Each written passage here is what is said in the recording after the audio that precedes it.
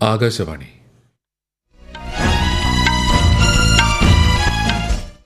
നമസ്കാരം. വാർത്തകൾ വായിക്കുന്നത് സുധീൻ സൈനുദ്ദീൻ.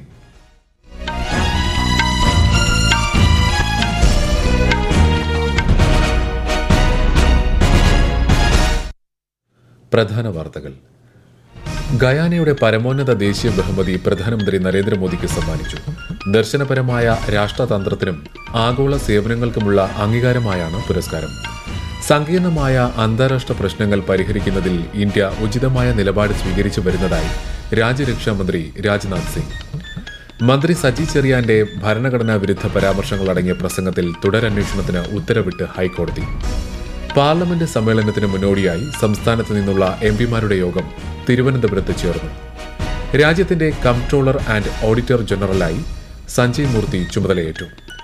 ICC 2020 ഓൾറൗണ്ടർ റാങ്കിങ്ങിൽ 1-ാം സ്ഥാനം തിരിച്ചുപിടിച്ച് ഇന്ത്യൻ താരം ഹാർദിക് പാണ്ഡ്യ. വാർത്തകൾ വിശദമായി. ഗയാനയുടെ പരമോന്നത ദേശീയ ബഹുമതിയായ ഓർഡർ ഓഫ് എക്സലൻസ് പ്രധാനമന്ത്രി നരേന്ദ്രമോദിക്ക് സമ്മാനിച്ചു.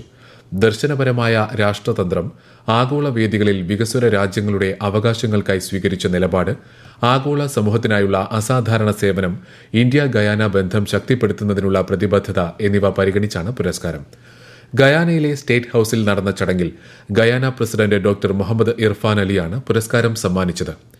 ഇന്ത്യയിലെ ജനങ്ങൾക്കും ഇരു രാജ്യങ്ങൾക്കുമിടയിലെ ചരിത്രപരമായ ബന്ധത്തിനുമായി പുരസ്കാരം സമർപ്പിക്കുന്നതായി ശ്രീ മോദി പറഞ്ഞു. എല്ലാ മേഖലയിലും ഗയാനയ്ക്കൊപ്പം തോളോട് തോൾ ചേർന്ന് പ്രവർത്തിക്കാൻ ഇന്ത്യ തയ്യാറാണെന്നും പ്രധാനമന്ത്രി അറിയിച്ചു. പ്രതിരോധ മേഖലയിൽ ഗയാനയ്ക്ക് ഇന്ത്യ നൽകി വരുന്ന പിന്തുണയെക്കുറിച്ചും അദ്ദേഹം പരാമർശിച്ചു. रक्षा के क्षेत्र में करीबी सहयोग हमारे गहरे आपसी विश्वास का प्रतीक है। मुझे खुशी है कि पिछले वर्ष भारत द्वारा 2 डोनियर एयरक्राफ्ट गयाना को सप्लाई किए गए हैं। हम स्कॉलरशिप और ट्रेनिंग के माध्यम से गयाना के सैनिकों की कैपेसिटी बिल्डिंग में अपना योगदान देते रहेंगे. ഗയാനയിൽ ഇന്നലെ നടന്ന 2ാമത് ഇന്ത്യ കാരിക്കോം ഉച്ചകോടിക്കും പ്രധാനമന്ത്രി നരേന്ദ്രമോദി സംയുക്ത അധ്യക്ഷത വഹിച്ചു. കാരിക്കോം രാജ്യങ്ങളുടെ വിശ്വസ്ത പങ്കാളിയായി കോവിഡ് ഉൾപ്പെടെയുള്ള പ്രതിസന്ധി ഘട്ടങ്ങളിൽ ഇന്ത്യ നിലകൊണ്ടതായി അദ്ദേഹം വ്യക്തമാക്കി. ഡൊമിനിക്കയുടെ പരമോന്നത ദേശീയ ബഹുമതിയും ശ്രീ മോദി ഏറ്റുവാങ്ങി. ഡൊമിനിക്കൻ പ്രസിഡന്റ് സിൽവാനി ബർട്ടൺ പുരസ്കാരം സമ്മാനിച്ചു. കോവിഡ് മഹാമാരിയെ നേരിടാൻ ഡൊമിനിക്കയ്ക്ക് നൽകിയ സഹായങ്ങളും ഇരു രാജ്യങ്ങൾക്കുമിടയിലെ ബന്ധം ശക്തിപ്പെടുത്താൻ നടത്തിയ ശ്രമങ്ങളും പരിഗണിച്ചാണ് പുരസ്കാരം. ഡൊമിനിക്കൻ പ്രധാനമന്ത്രി റൂസ്വെൽറ്റ് സ്കെറിറ്റിയുമായും സുരിനാം പ്രസിഡന്റ് ചന്ദ്രിക പ്രസാദ് സന്തോഖിയുമായും കാരിക്കോം ഉച്ചകോടിക്കിടെ ശ്രീ മോദി കൂടിക്കാഴ്ച നടത്തി. Trinidad Tobago, Bahamas, Antigua and Barbuda തുടങ്ങിയ വിവിധ കരീബിയൻ രാജ്യങ്ങളിലെ പ്രധാനമന്ത്രിമാരുമായും അദ്ദേഹം സംവദിച്ചു. സങ്കീർണമായ അന്താരാഷ്ട്ര പ്രശ്നങ്ങൾ പരിഹരിക്കുന്നതിൽ ഇന്ത്യ എല്ലായ്പ്പോഴും ഉചിതമായ നിലപാട് സ്വീകരിക്കുന്നതായി രാജ്യരക്ഷാമന്ത്രി രാജ്നാഥ് സിംഗ്.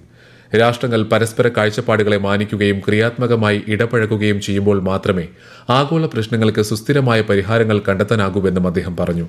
ലാവോസിലെ വിയന്റിയാനിൽ 11ാമത് ആസിയാൻ പ്രതിരോധ മന്ത്രിമാരുടെ യോഗത്തിൽ സംസാരിക്കുകയായിരുന്നു അദ്ദേഹം.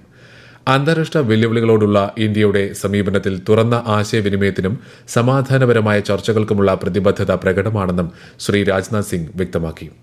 ലാവോസിലെ ഇന്ത്യൻ സമൂഹവുമായും അദ്ദേഹം സംവദിച്ചു. 3 ദിവസത്തെ സന്ദർശനത്തിനായാണ് ശ്രീ രാജ്നാഥ് സിംഗ് ലാവോസിലെത്തിയത്. മന്ത്രി സജി ചെറിയാന്റെ ഭരണഘടനാ വിരുദ്ധ പരാമർശങ്ങളടങ്ങിയ പ്രസംഗത്തിൽ ഡിജിപിയുടെ മേൽനോട്ടത്തിൽ തുടരന്വേഷണത്തിന് ഉത്തരവിട്ട് ഹൈക്കോടതി. സംഭവത്തിൽ അന്വേഷണ ഉദ്യോഗസ്ഥൻ തിരുവല്ല കോടതിയിൽ സമർപ്പിച്ച അന്വേഷണ റിപ്പോർട്ട് ഹൈക്കോടതി തള്ളി. സജി ചെറിയാന്റെ ശബ്ദ സാമ്പിളിന്റെയും പ്രസംഗത്തിന്റെയും ഫോറൻസിക് പരിശോധനാ ഫലം പുറത്തുവരുന്നതിന് മുൻപ് തന്നെ റിപ്പോർട്ട് സമർപ്പിച്ച അന്വേഷണ ഉദ്യോഗസ്ഥന്റെ നടപടിയെ ചോദ്യം ചെയ്ത് അഭിഭാഷകനായ ബൈജു നോയൽ സമർപ്പിച്ച ഹർജിയിലാണ് കോടതിയുടെ ഉത്തരവ്. 2022 ജൂലൈ 3 പത്തനംതിട്ട മല്ലപ്പള്ളിയിലാണ് കേസിനാസ്പദമായ പ്രസംഗം നടന്നത്. ഇതേ തുടർന്ന് രാജിവെച്ച അദ്ദേഹം ഭരണഘടനാ ലംഘനത്തിന് തെളിവില്ലെന്ന പോലീസ് റിപ്പോർട്ടിനെ തുടർന്ന് മജിസ്ട്രേറ്റ് കോടതി കുറ്റവിമുക്തനാക്കിയപ്പോൾ മന്ത്രിസ്ഥാനത്ത് തിരിച്ചെത്തുകയായിരുന്നു. താൻ കുറ്റക്കാരനാണെന്ന് കോടതി പറഞ്ഞിട്ടില്ലെന്നും കൂടുതൽ അന്വേഷണം നടത്തണമെന്ന് മാത്രമേ പറഞ്ഞിട്ടുള്ളൂവെന്നും മന്ത്രി സജി ചെറിയാൻ പ്രതികരിച്ചു. സജി ചെറിയാനെ മന്ത്രിസഭയിൽ തിരിച്ചെടുത്ത നടപടി തെറ്റായിരുന്നുവെന്നാണ് ഹൈക്കോടതി വിധിയിലൂടെ വ്യക്തമായതെന്നും സജി ചെറിയാൻ ഉടൻ രാജിവെക്കണമെന്നും പ്രതിപക്ഷ നേതാവ് വി.ഡി. സതീശൻ പ്രതികരിച്ചു. പാർലമെന്റിന്റെ ശീതകാല സമ്മേളനത്തിന് മുന്നോടിയായി സംസ്ഥാനത്ത് നിന്നുള്ള എംപിമാരുടെ യോഗം തിരുവനന്തപുരത്ത് ചേർന്നു. മുഖ്യമന്ത്രി പിണറായി വിജയന്റെ അധ്യക്ഷതയിലാണ് യോഗം ചേർന്നത്. വയനാട് ദുരന്ത പശ്ചാത്തലത്തിൽ കേരളത്തിന്റെ ആവശ്യങ്ങളെക്കുറിച്ച് കേന്ദ്രത്തിൽ സമ്മർദ്ദം ചെലുത്തുന്നതിനെക്കുറിച്ച് യോഗത്തിൽ ചർച്ച നടന്നു. കേരളത്തിന് അനുവദിക്കുന്ന ഗ്രാന്റ് വലിയ തോതിൽ കുറയുന്നുവെന്നും കേന്ദ്രം കേരളത്തോട് അവഗണന കാണിക്കുന്നുവെന്നും മുഖ്യമന്ത്രി ആമുഖ പ്രസംഗത്തിൽ പറഞ്ഞു. വയനാട് ദുരന്തത്തിൽ പ്രത്യേക ധനസഹായം ലഭിച്ചിട്ടില്ലെന്നും ദുരന്തബാധിതരുടെ വായ്പ എഴുതി തള്ളിയിട്ടില്ല എന്നും മുഖ്യമന്ത്രി യോഗത്തിൽ അറിയിച്ചു.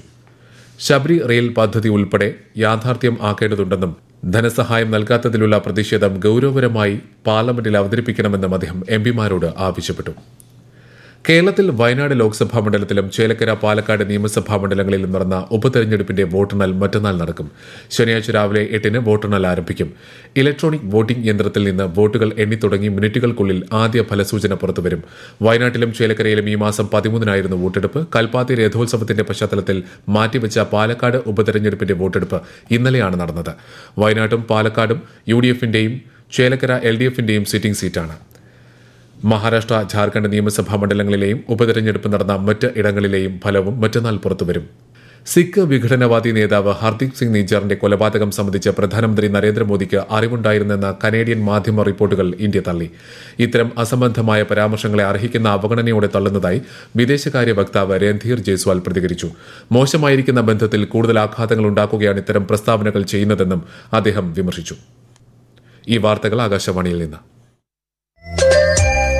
ആകാശവാണി വാർത്തകളും വാർത്താ അധിഷ്ഠിത പരിപാടികളും All India Radio News Thiruvananthapuram YouTube ചാനലിലും @all India Radio News Thiruvananthapuram Facebook പേജിലും AIR ന്യൂസ് തിരുവനന്തപുരം ഇൻസ്റ്റഗ്രാം അക്കൌണ്ടിലും @AIR ന്യൂസ്_TVM X ഹാൻഡിലും ലഭ്യമാണ്. ഉത്കൽ കേസരി ഡോക്ടർ ഹരേകൃഷ്ണ മഹ്താബിന്റെ 125ാം ജന്മദിനാഘോഷം രാഷ്ട്രപതി ദ്രൌപദി മുർമു ന്യൂഡൽഹിയിൽ ഉദ്ഘാടനം ചെയ്തു. അനുസ്മരണ സ്റ്റാമ്പും നാണയവും രാഷ്ട്രപതി ചടങ്ങിൽ പ്രകാശനം ചെയ്തു. സ്വാതന്ത്ര്യസമര സേനാനി, ചരിത്രകാരൻ, എഴുത്തുകാരൻ, സാമൂഹിക പരിഷ്കർത്താവ് എന്നീ നിലകളിൽ ശ്രദ്ധേയനായ വ്യക്തിത്വമായിരുന്നു ഡോക്ടർ ഹരേകൃഷ്ണ മഹ്താബ്. രാഷ്ട്രപതിയുടെ 2 ദിവസത്തെ തെലങ്കാന സന്ദർശനത്തിനും ഇന്ന് തുടക്കമാകും.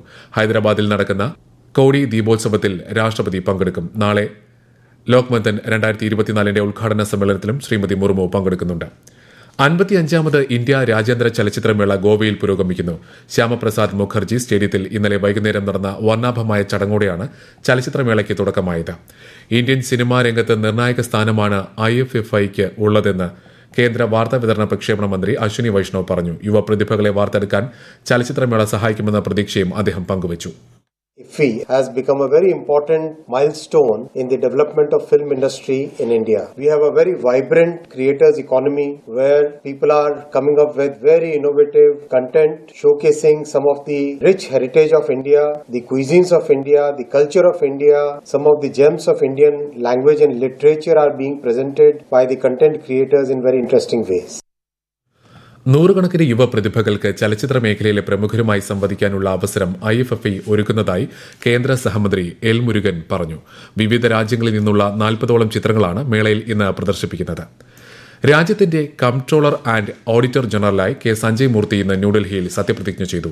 രാഷ്ട്രപതി ഭവനിൽ നടന്ന ചടങ്ങിൽ രാഷ്ട്രപതി ദ്രൌപദി മുർമു സത്യവാചകം ചൊല്ലിക്കൊടുത്തു. ഉന്നത വിദ്യാഭ്യാസ വകുപ്പ് സെക്രട്ടറി ഉൾപ്പെടെയുള്ള പ്രധാന സ്ഥാനങ്ങളിൽ സേവനമനുഷ്ഠിച്ചിട്ടുണ്ട്. CAG ഗിരീഷ് ചന്ദ്ര മുർമു വിരമിച്ചതിനെ തുടർന്നാണ് ശ്രീ സഞ്ജയ് മൂർത്തി ചുമതലയേറ്റത്. കായിക പ്രതിഭകളെ അടിസ്ഥാന തലങ്ങളിൽ നിന്നും കണ്ടെത്താൻ മോദി സർക്കാർ പ്രത്യേക ശ്രദ്ധ പതിപ്പിക്കുന്നതായി കേന്ദ്ര കായിക മന്ത്രി മൻസുഖ് മാണ്ഡവ്യ. ബീഹാറിലെ പട്നയിൽ കായിക താരങ്ങളുമായി സംവദിക്കുകയായിരുന്നു അദ്ദേഹം. 2036 ഇന്ത്യ ഒളിമ്പിക്സിന് വേദിയാകുമെന്ന ശുഭപ്രതീക്ഷയും അദ്ദേഹം പങ്കുവച്ചു. ICC T20 ഓൾറൗണ്ടർ റാങ്കിങ്ങിൽ 1ാം സ്ഥാനം തിരിച്ചുപിടിച്ച് ഇന്ത്യൻ താരം ഹാർദിക് പാണ്ഡ്യ. ദക്ഷിണാഫ്രിക്കയ്ക്കെതിരായ T20 പരമ്പരയിലെ പ്രകടനമാണ് നേട്ടത്തിന് കാരണമായത്. ബാറ്റർമാരുടെ റാങ്കിങ്ങിൽ ഇന്ത്യയുടെ തിലക് വർമ്മ 3ാം സ്ഥാനത്തെത്തി. 69 സ്ഥാനങ്ങൾ മെച്ചപ്പെടുത്തിയാണ് തിലകിന്റെ മുന്നേറ്റം. അതേസമയം ബാറ്റർ റാങ്കിങ്ങിൽ 1ാമതായിരുന്ന സൂര്യകുമാർ യാദവ് 4ാം സ്ഥാനത്തേക്ക് പിന്തള്ളപ്പെട്ടു. പ്രധാന വാർത്തകൾ വീണ്ടും. ഗയാനയുടെ പരമോന്നത ദേശീയ ബഹുമതി പ്രധാനമന്ത്രി നരേന്ദ്രമോദിക്ക് സമ്മാനിച്ചു. ദർശനപരമായ രാഷ്ട്രതന്ത്രത്തിനും ആഗോള സേവനങ്ങൾക്കുമുള്ള അംഗീകാരമായാണ് പുരസ്കാരം. സങ്കീർണമായ അന്താരാഷ്ട്ര പ്രശ്നങ്ങൾ പരിഹരിക്കുന്നതിൽ ഇന്ത്യ ഉചിതമായ നിലപാട് സ്വീകരിച്ചു വരുന്നതായി രാജ്യരക്ഷാമന്ത്രി രാജ്നാഥ് സിംഗ്. മന്ത്രി സജി ചെറിയാന്റെ ഭരണഘടനാ വിരുദ്ധ പരാമർശങ്ങൾ അടങ്ങിയ പ്രസംഗത്തിൽ തുടരന്വേഷണത്തിന് ഉത്തരവിട്ട് ഹൈക്കോടതി. പാർലമെന്റ് സമ്മേളനത്തിന് മുന്നോടിയായി സംസ്ഥാനത്ത് നിന്നുള്ള എംപിമാരുടെ യോഗം തിരുവനന്തപുരത്ത് ചേർന്നു. രാജ്യത്തിന്റെ കംട്രോളർ ആൻഡ് ഓഡിറ്റർ ജനറലായി സഞ്ജയ് മൂർത്തി ചുമതലയേറ്റു. ICC T20 ഓൾറൗണ്ടർ റാങ്കിങ്ങിൽ 1ാം സ്ഥാനം തിരിച്ചുപിടിച്ച് ഇന്ത്യൻ താരം ഹാർദിക് പാണ്ഡ്യ. വാർത്തകൾ കഴിഞ്ഞു. അടുത്ത വാർത്താ പ്രക്ഷേപണം വൈകിട്ട് 6:30.